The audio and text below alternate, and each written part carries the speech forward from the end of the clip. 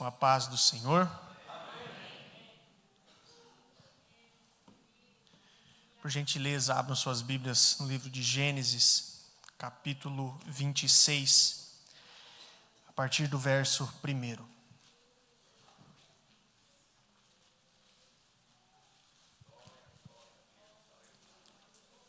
Nós vamos ler do versículo 1 até o verso 25.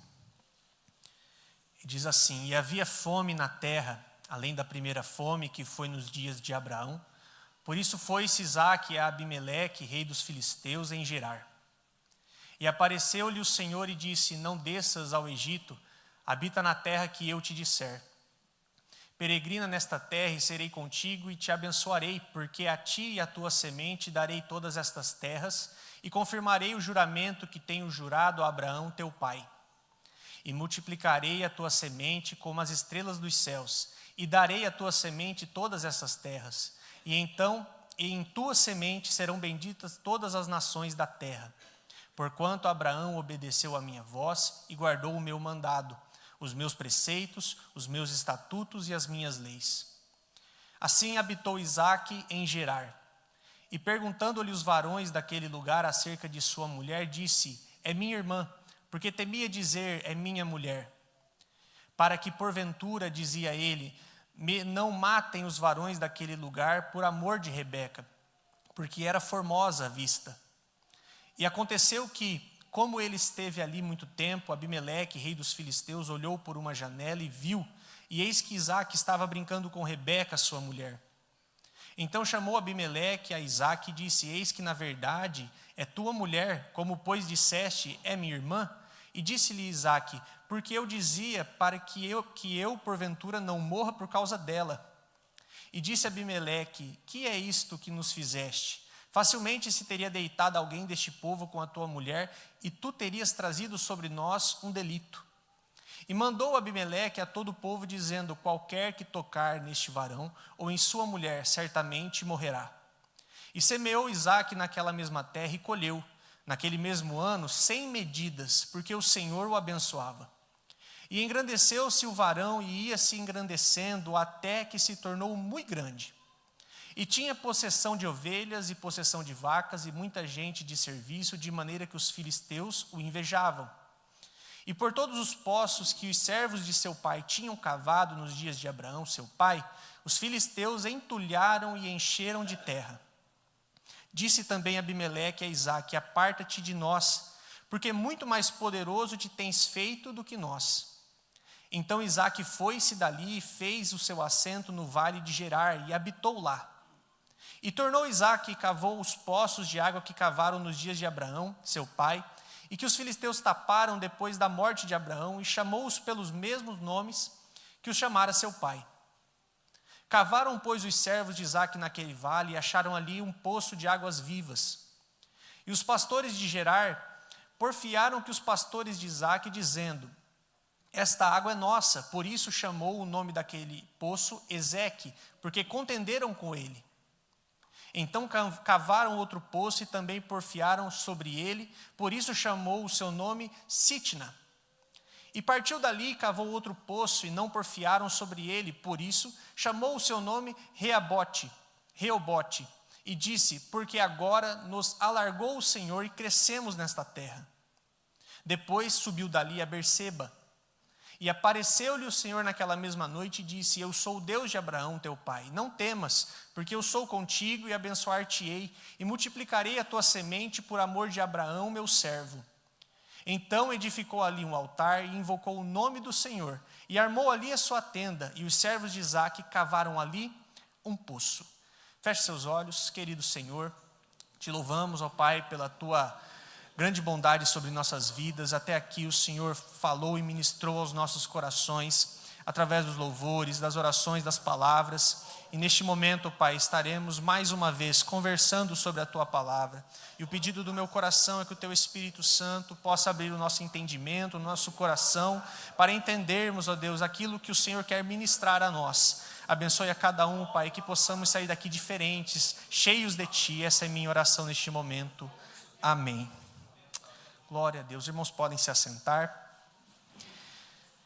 A aproveitando este tempo que nós temos, uma leitura mais extensa que foi feita, mas importante para nós compreendermos toda essa história, para não precisarmos revisitar alguns desses detalhes que foi descrito na história. Mas de uma forma introdutória, eu queria falar um pouco sobre Isaac e sobre este contexto em que ele está inserido, porque Isaac ele é um personagem muito interessante na história de Israel, porque ele é filho de alguém muito famoso, e ele também é pai de alguém muito famoso. E muitas das vezes, Isaac acaba se tornando aquele limbo da história de Israel que muito pouco se fala, e até porque a própria Bíblia muito pouco se registra. Se nós formos levar a título de comparação, Isaac, a Bíblia reserva, o livro do Gênesis reserva apenas 6 capítulos para falar sobre a história de Isaac. Se nós formos levar em consideração a grande galeria dos heróis da fé, claro que não é nenhum demérito ter o seu nome na galeria dos heróis da fé, mas a Bíblia separa apenas um versículo para falar a respeito de Isaac. E é interessante que a forma como a Bíblia ainda separa este versículo é para praticamente dar honras, não a Isaac, mas aqueles a quem Isaac transmitiu a bênção, porque diz assim lá em Hebreus 11:20, pela fé, Isaac abençoou Jacó e Esaú no tocante às coisas futuras. Ou seja, a Bíblia até mesmo demonstra que ele é apenas um transmissor. Ele foi apenas uma passagem entre Abraão, como aquele que obedece à voz de Deus para receber a promessa da terra que Deus daria à sua nação e que sobre ele seriam benditas todas as nações, e por fim Jacó, seu filho, que é aquele que tem o nome transformado em Israel e se torna a nação de Israel. Então Isaac ele é esse personagem que não tem mídia, ele é o personagem que não sai nas manchetes, ele é o personagem que não tem muito apelo, porque ele é essa segunda geração, é filho de alguém famoso e pai de alguém muito famoso. Então Isaac ele é esse personagem que não está nos holofotes, mas essa história que nós lemos, ela nos apresenta questões muito interessantes a respeito do próprio caráter, das características, da personalidade de Isaac, e da forma como ele entendia a promessa que existia ao seu pai Abraão e que ele era responsável por transmitir essa promessa. Essa história, ela nos apresenta Isaac como alguém que evitava conflitos, evitava o combate. É o que acontece quando ele cava o poço e os pastores de Gerar vão questionar ele, não, isso aqui é nosso, não é teu. E a Bíblia diz que ele abre mão, ele pega a mochila dele, pega as coisas dele, falando, tudo bem, pode ficar para vocês. Ou seja, Isaac tinha esse perfil de quem fugia de combate, de quem fugia do conflito. Só que essa história também nos apresenta que Isaac ele tinha um sério problema, que era uma flexibilização de caráter. E isso se manifesta na mentira que ele conta. Só que mais interessante do que a mentira, interessante no sentido de uma análise não apenas da atitude de Isaac em mentir de que Rebeca não é sua esposa, mas sua irmã, é entender que a Bíblia enfaticamente mostra que esse não foi apenas o pecado de Isaac, mas esse também foi um erro do seu pai. Então, não estou querendo aqui dizer sobre maldições hereditárias, mas precisamos pensar a respeito sobre o exemplo de uma paternidade e de uma maternidade. Porque o mesmo erro que Abraão comete com Sara, dizendo ela não é minha esposa, ela é minha irmã, é o mesmo erro que o seu filho, Isaac, vai cometer. No mesmo lugar, no mesmo ambiente e diante das mesmas pessoas. Então, num primeiro momento, essa história, ela já nos mostra uma flexibilização de caráter de Isaac que é reflexo de um exemplo paterno. E isso aqui nos chama a responsabilidade, porque Isaac ele copia os mesmos erros de Abraão. E a mesma mentira que Abraão conta, Isaac também conta. Só que essa mentira, e o texto que nós lemos, ele nos expôs muito bem isso, ela é revelada. Isaac, em um determinado dia, em um determinado momento, está vivendo a sua intimidade com sua esposa, só que Abimeleque vê. E ele percebe, não é a irmã dele como ele disse ser.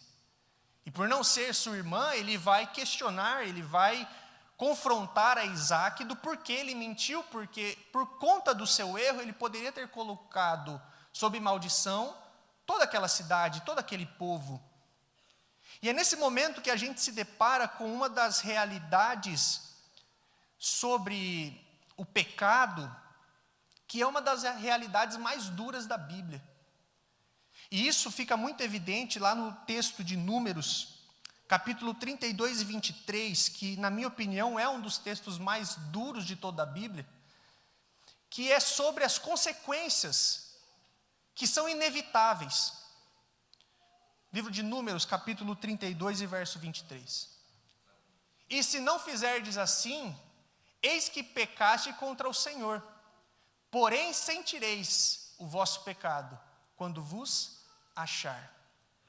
O que o texto está querendo dizer? Que o nosso pecado sempre nos acha. As consequências do nosso pecado são inevitáveis, porque o nosso pecado sempre nos encontra. Então Isaac toma uma atitude que aos olhos dele, ele estava, não era nem livrando a sua esposa, mas livrando a si mesmo, porque o texto é enfático em dizer que ele não temia pela vida da esposa, ele temia por sua própria vida.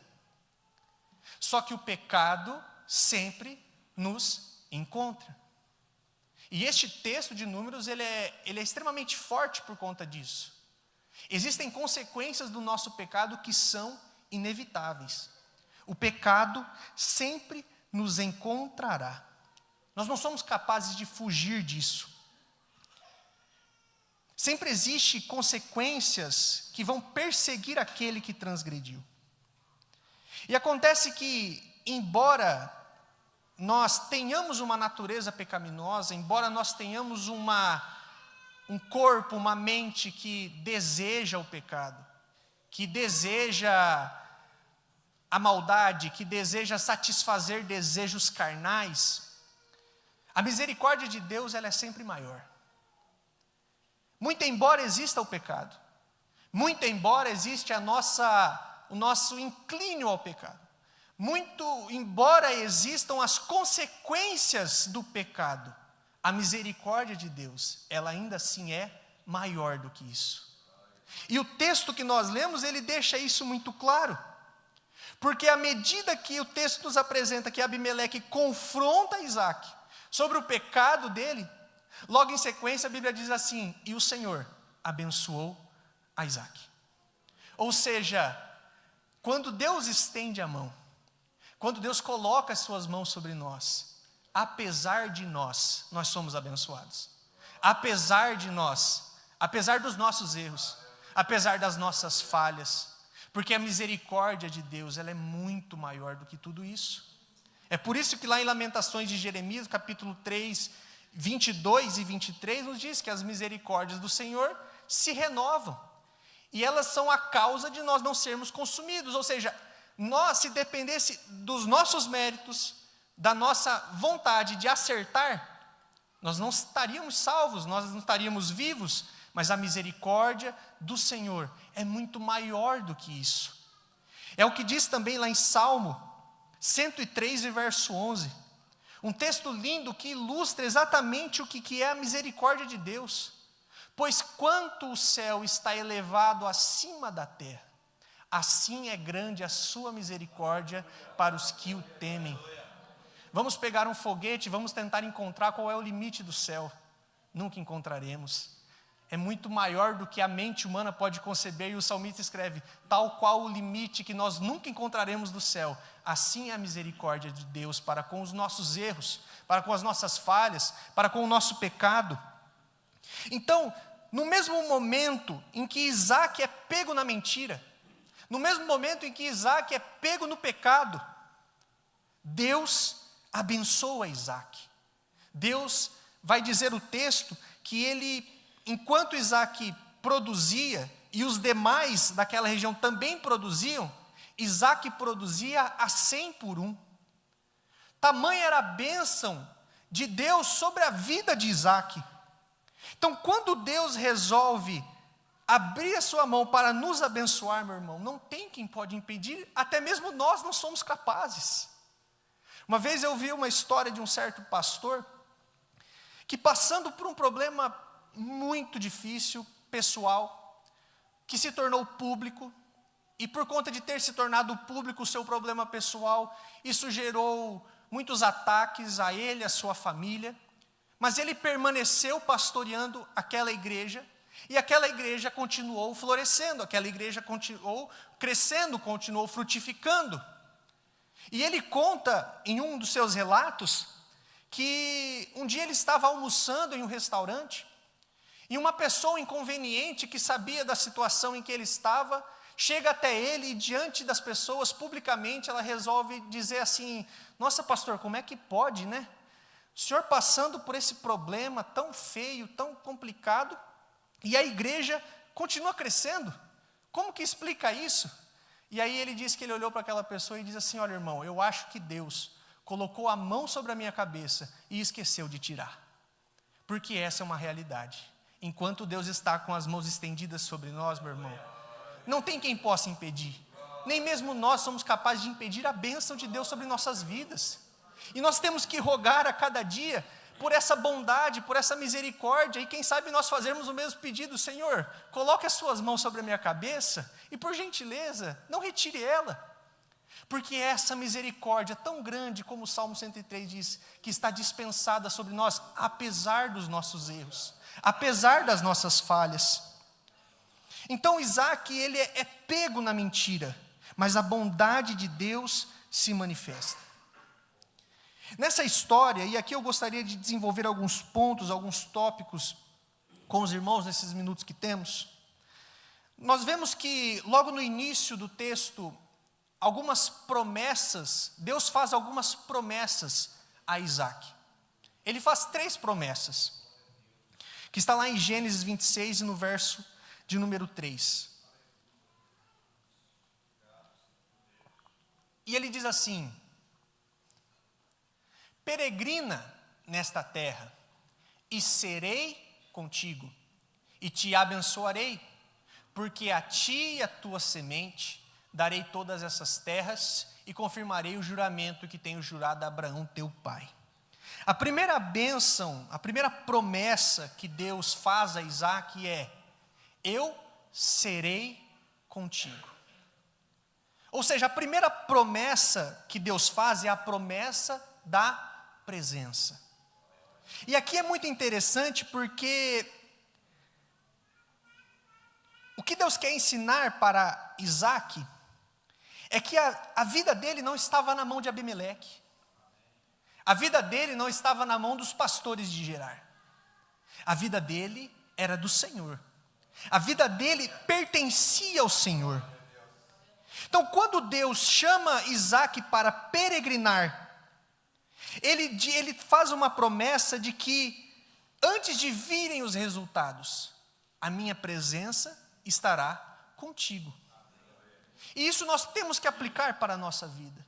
Quando Deus nos chama para peregrinar, ministerialmente, para peregrinar profissionalmente, para peregrinar na nossa casa, na nossa família, quando Deus nos convoca para sermos instrumentos em suas mãos, antes de prometer resultados, Ele promete a sua presença. E aqui existe uma verdade que durante toda a Bíblia é reforçada.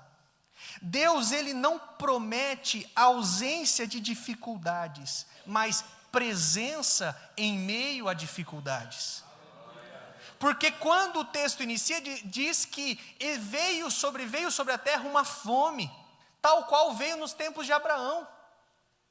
E por conta dessa fome, qual que era o desejo de Isaac? Descer ao Egito.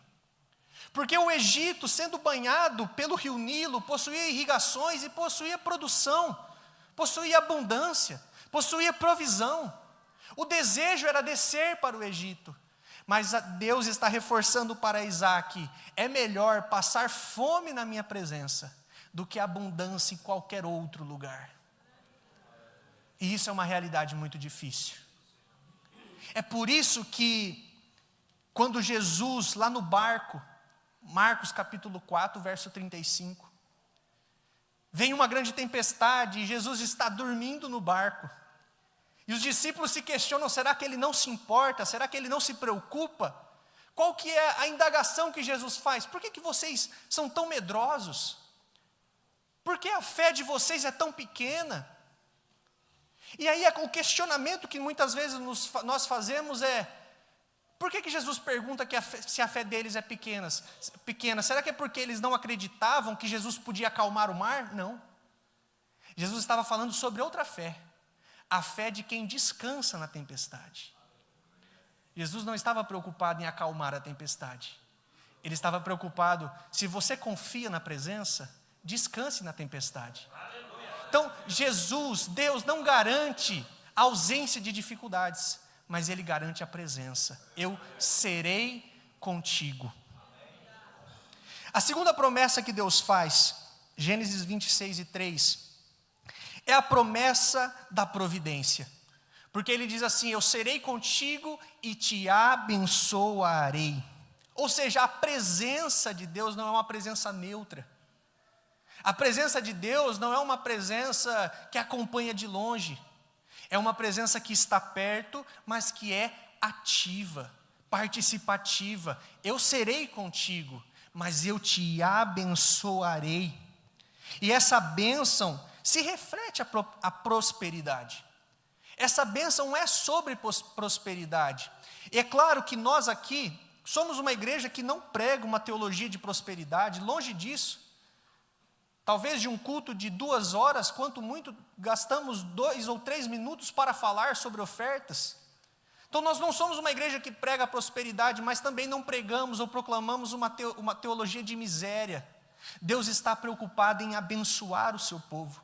Deus está preocupado em dar bênçãos, em participar ativamente na prosperidade espiritual, relacional e material dos seus filhos.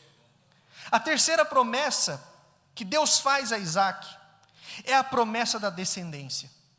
Eu te abençoarei, e porque a ti e a tua semente darei todas essas terras. Ou seja, a terceira promessa é uma promessa de continuidade. O que eu prometi ao teu pai, eu confirmarei a você, e eu darei continuidade àquilo que eu prometi. Então são 3 promessas que Deus faz: a promessa da presença, a promessa da providência e a promessa de dar continuidade à descendência. Só que, além das 3 promessas, existem 2 exigências, existem 2 requisitos, 2 condições que Deus coloca e Deus apresenta a Isaac, para que haja o cumprimento dessas promessas, que está exposto no versículo 2. Quais são as 2 promessas, as 2 exigências? Não desças ao Egito, e fique na terra em que eu te indicar. Ou seja, o desejo era descer para onde tinha provisão. O desejo era descer para onde teria tudo aquilo que eles precisavam. Mas Deus está dando um direcionamento: não desça ao Egito, fique na terra em que eu te indicar. E como que isso se aplica a nós? Como que nós podemos trazer isso para a nossa vida? Deus tem lugares certos para nos colocar. Deus tem um roteiro para a nossa história. Deus tem um caminho para a nossa história. E fugir do lugar de onde Deus quer que nós estejamos é um grande perigo. não estar no centro de onde Deus, no centro da vontade, de onde Deus queria que nós estivéssemos, para buscar as estruturas de segurança que o Egito nos oferece, é um grande perigo. E quais são essas estruturas que hoje em dia nós podemos pensar? Dinheiro, saúde, uma vida confortável, tantas outras coisas. Só que, quando nós paramos para analisar, nenhuma dessas estruturas de segurança que o Egito nos oferece, que o mundo nos oferece, nos garante segurança. Porque uma crise econômica pode destruir fortunas. Um sistema de segurança de uma casa pode falhar. Pessoas podem nos decepcionar. Relacionamentos podem se acabar. Então nós estamos buscando, diante da crise, estruturas que o Egito nos oferece. Mas Deus está dando um direcionamento. Eu quero que você esteja onde a minha presença está. E eu não quero que você saia dela. Eu quero que você fique onde eu disse que é para você ficar. Não existe lugar mais seguro no mundo do que estar no centro da vontade de Deus. Não existe lugar mais seguro para se estar do que onde Deus queria que nós estivéssemos. Porque a presença dele nos garante essa segurança. Salmo 34, verso 7. O anjo do Senhor acampa-se ao redor dos que o temem, e o anjo livra. Isaías 41:10. Não temas, porque eu sou contigo. Não te assombres, porque eu sou o teu Deus. Eu te esforço, eu te ajudo, eu te sustento com a destra da minha justiça. Isaías 43:2. Quando passares pelas águas, estarei contigo. E quando passares pelos rios, eles não te submergirão. Quando passares pelo fogo, não te queimarás, e nem a chama arderá em ti.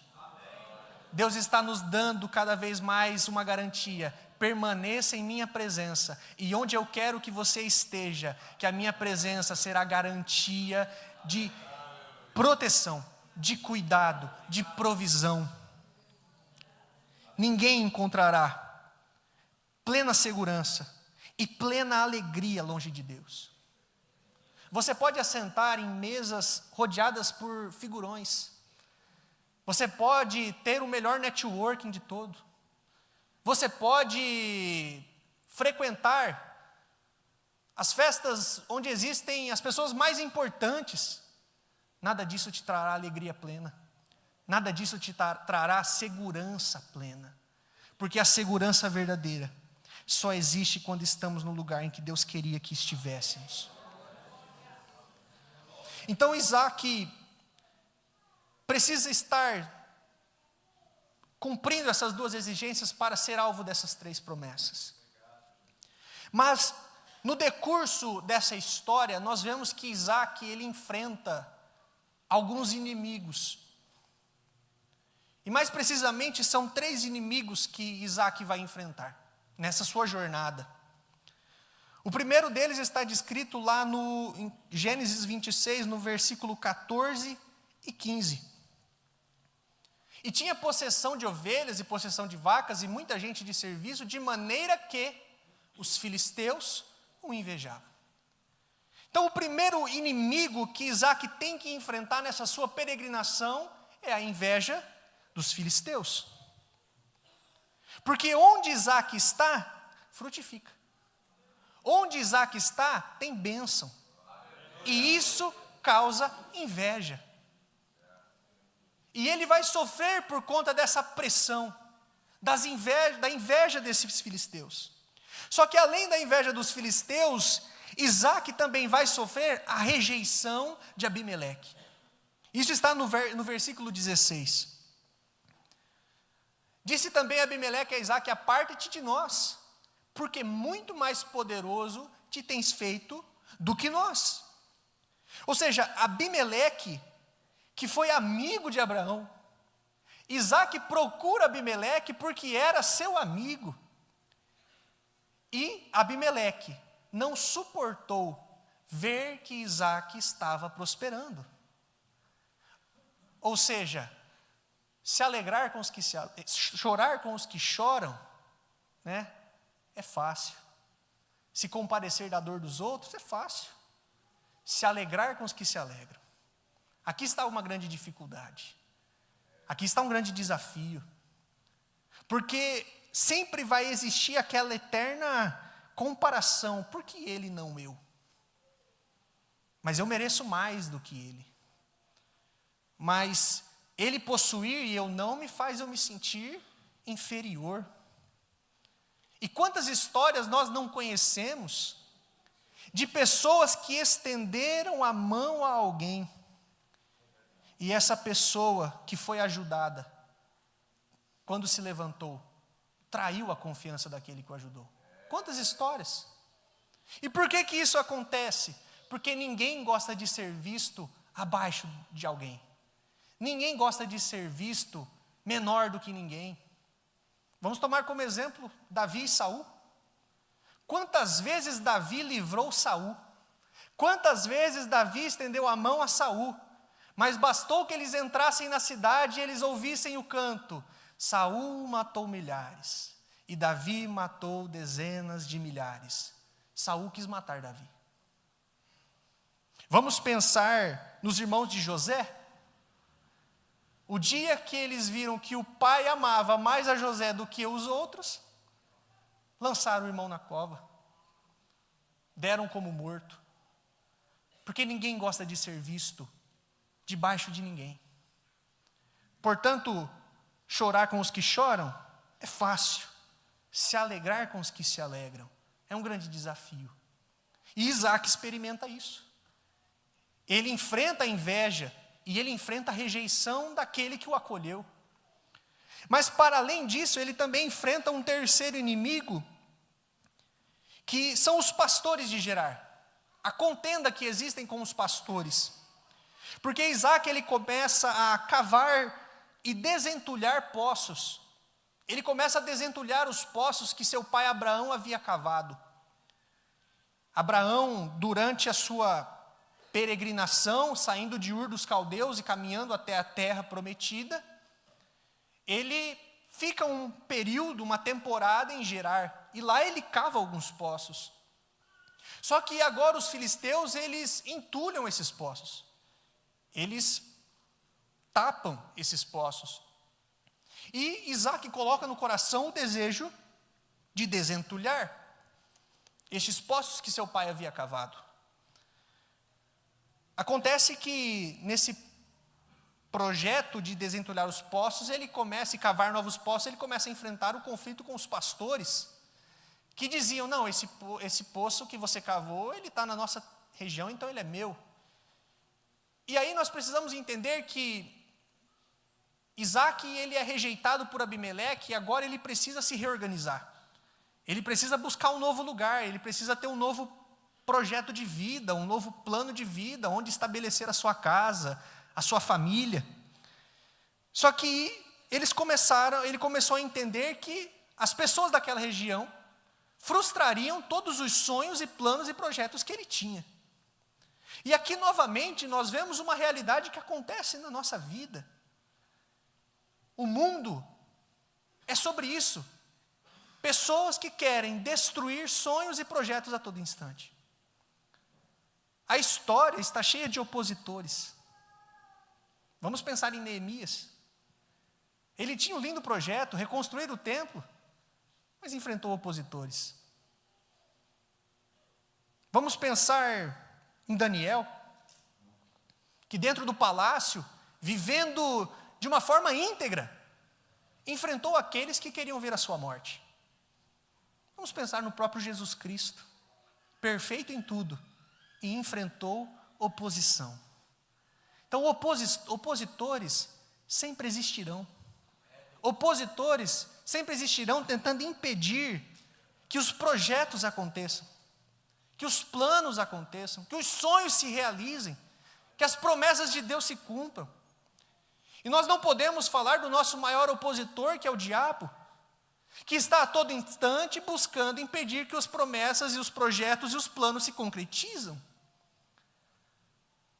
E aí, quando eu me deparo com essa história, e aqui eu gostaria de chegar na parte central para nós encerrarmos, é que toda essa história gira em torno de um Isaac que começa a revisitar os poços que um dia o seu pai abriu e que foram tapados pelos opositores.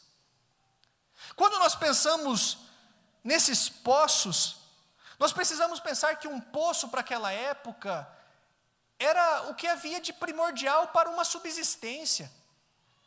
Qualquer tribo, qualquer família, qualquer cidade que quisesse crescer, precisava de um poço. Porque o poço era essencial para com que aquilo que fosse edificado tivesse êxito. E agora existem poços que estão tapados. Vamos trazer para a nossa realidade? Existem sonhos que estão entulhados. Existem projetos que estão entulhados. Existem ministérios que estão entulhados. Existem dons que estão entulhados. Existem relacionamento entre marido e mulher que está entulhado. Relacionamento entre pai e filho que está entulhado. Fidelidade, respeito que está entulhado.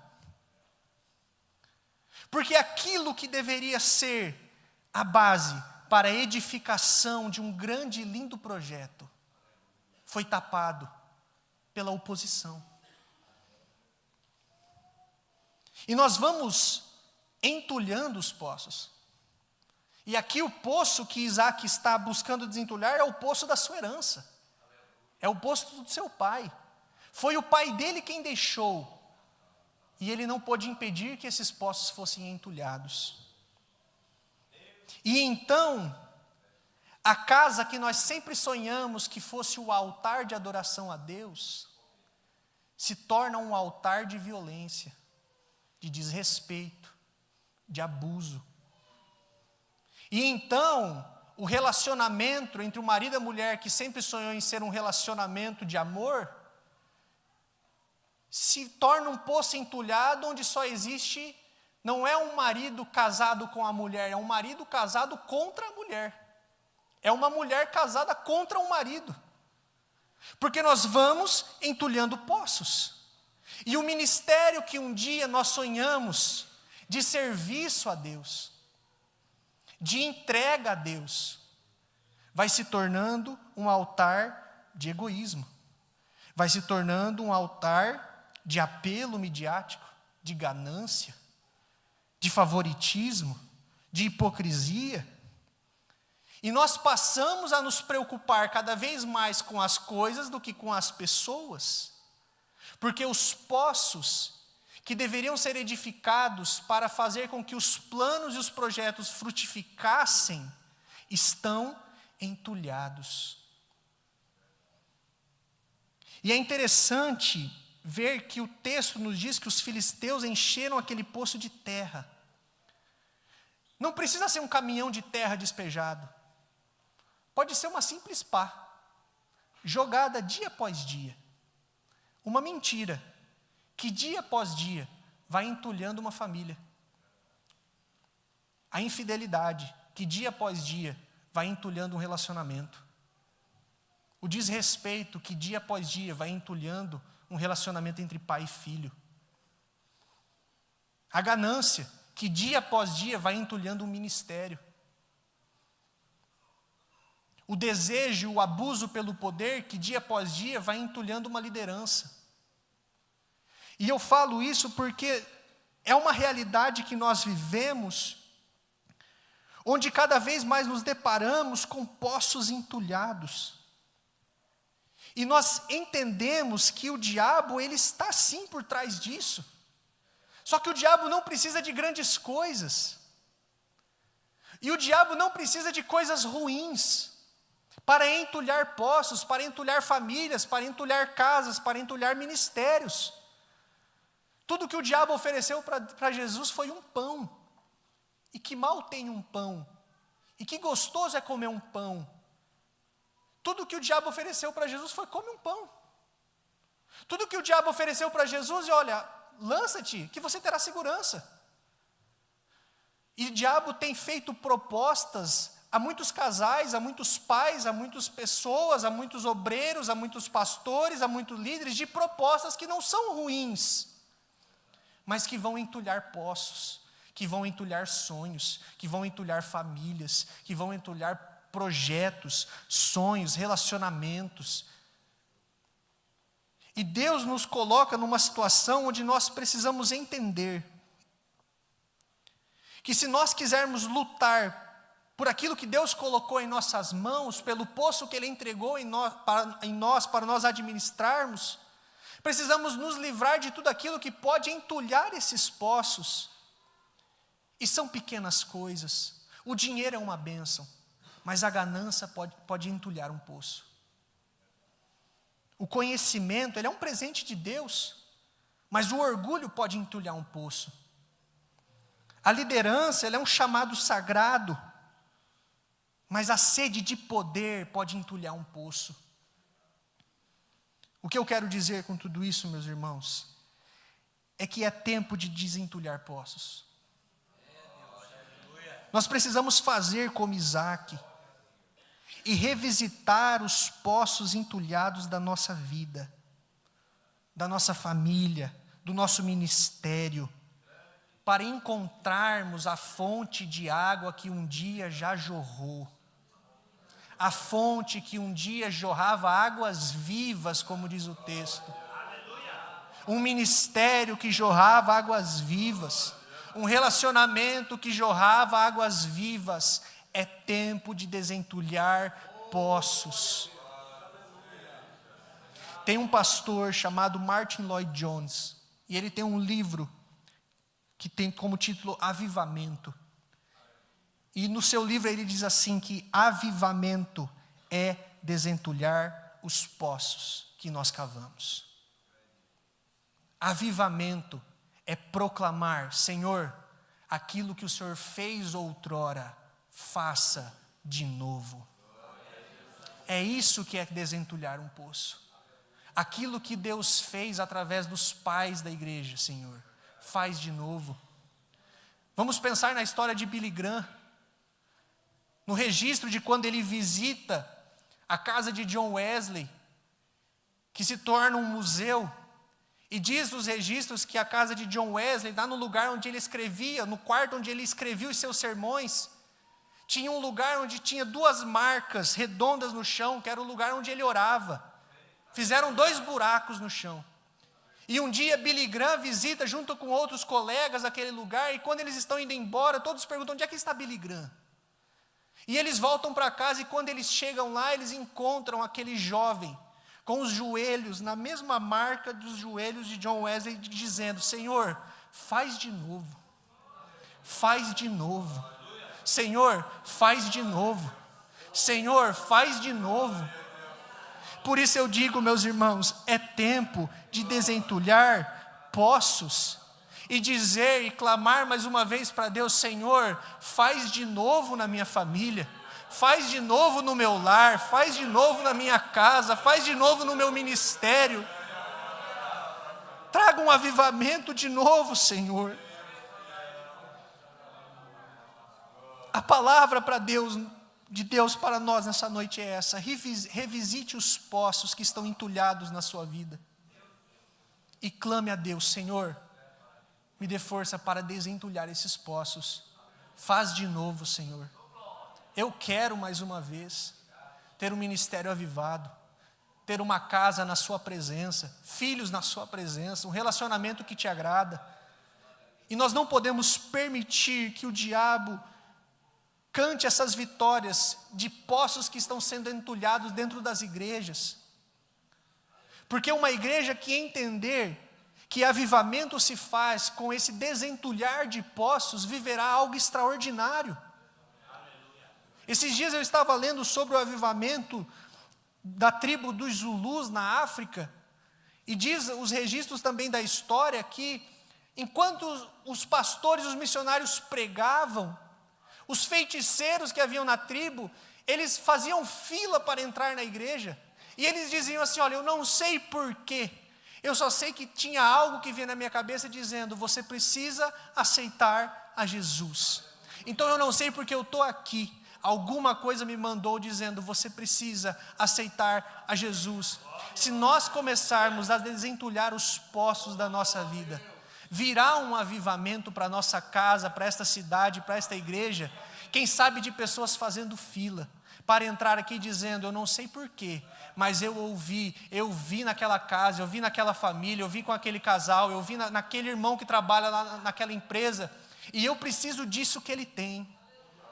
Eu quero um pouco disso. Gostaria que os irmãos ficassem em pé, por gentileza.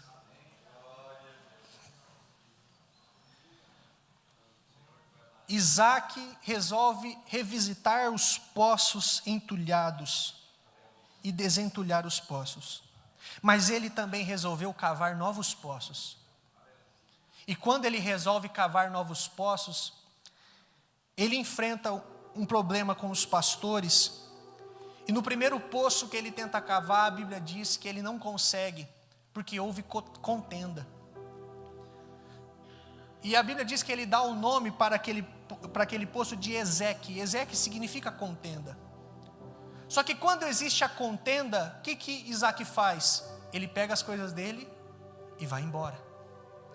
E aqui Isaac nos ensina uma grande lição.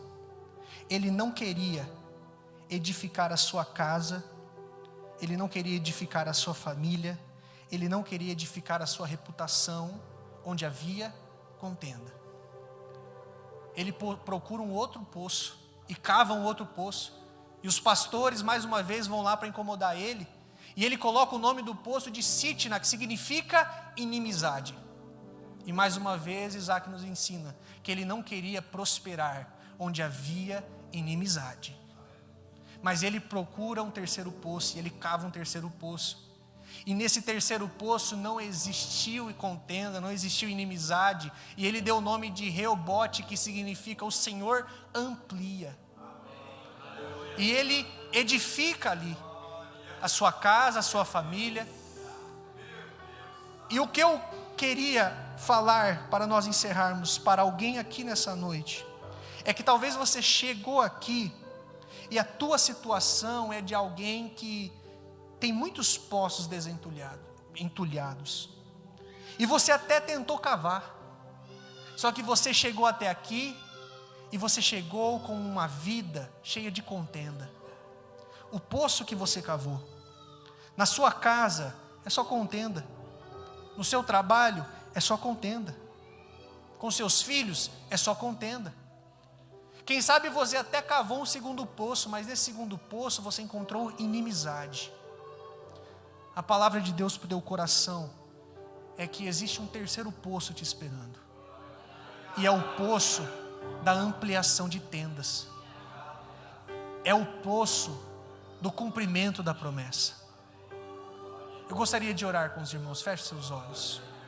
Querido Senhor, obrigado, Pai, pela sua palavra. Obrigado por aquilo que o Senhor tem revelado a nós.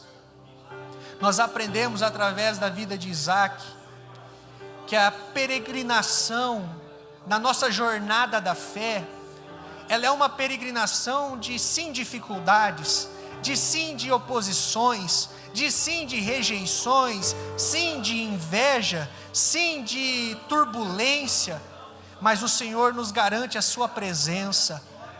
E quando nós estamos na sua presença, ó Deus, não existem poços entulhados.